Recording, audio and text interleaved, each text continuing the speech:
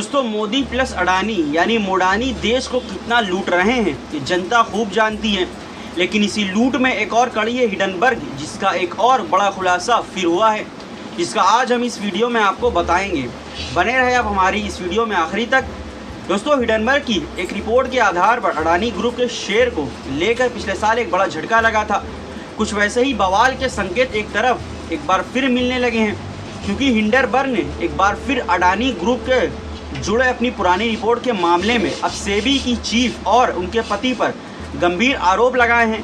Hindenburg का कहना है कि सेबी चीफ माधवी बुच और उनके पति की अडानी मनी साइफनिंग घोटाले में इस्तेमाल किए गए ऑफशोर फंड में हिस्सेदारी थी, जिसके चलते उसकी रिपोर्ट पर सेबी ने सब कुछ जानते हुए भी कोई कार्रवाई नहीं बल्कि हिडनबर्ग को ही नोटिस भेज दिया है। दोस्तों आगे बढ़ने से पहले हमारे यूट्यूब चैनल को सब्सक्राइब करें, साथ ही इस चैनल को ज्वाइन करके मेंबर भी बने। इससे आप हमको कुछ आर्थिक मदद भी कर सकते हैं। बढ़ते अपनी आज की खबर की तरफ। दरअसल शनिवार को हिडनबर्ग की रिपोर्ट में अपनी पुरानी रिपोर्ट को लेकर सेबी चीफ पर आरोप लगाए हैं। हिडनबर्ग ने कहा कि अडानी मामले में उनकी रिपोर्ट आए 18 महीने हो गए हैं। हमारी रिपोर्ट ऑफशोर के मुख्य रूप से मॉरिशस वेस्टसेल कंपनी में एक बड़े नेक्सस का खुलासा किया गया। हिडनबर्ग का आरोप है कि इन कंपनियों का इस्तेमाल अरबों डॉलर के अनडिक्लेयर्ड ट्रांजैक्शन यानी अघोषित निवेश और स्टॉक हेरफेर करने के लिए होता है। हिडनबर्ग ने सेबी पर लगाए कार्रवाई न करने के आरोप। आपको बता दें कि हिडनबर्ग की पुरानी रिपोर्ट पर काफ़ी बवाल हुआ था। उस रिपोर्ट को लेकर ही कंपनी ने कहा कि उनकी रिपोर्ट को लेकर 40 से ज़्यादा मीडिया संस्थानों ने वेरिफिकेशन किया और कई अहम सबूत भी पेश किए। इन सब से बावजूद सेबी ने अडानी समूह के खिलाफ कोई कार्रवाई नहीं की है अभी तक, बल्कि सेबी ने उल्टा उन्हें ही 27 जून को एक कारण बताओ नोटिस थमा दिया।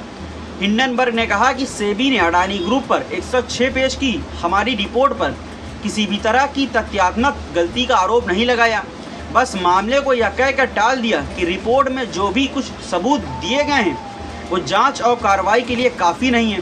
दोस्तों इसमें खास बात यह है कि हिडनबर्ग ने अपने नए दावे में कॉरपोरेट मामलों के मंत्रालय के रिकॉर्ड की एक कॉपी भी शेयर की है। इस रिकॉर्ड में बताया गया है कि सेबी चेयरपर्सन के पास अगोडा एडवाइजरी नाम की एक कंसल्टेंसी फर्म में 99% शेयर्स हैं, जबकि इस कंपनी के डायरेक्टर उनके पति ही हैं। अब इस रिपोर्ट में दावा किया है कि साल 2022 में इस कंपनी ने कंसल्टेंसी के $2,61,000 का राजस्व प्राप्त किया था।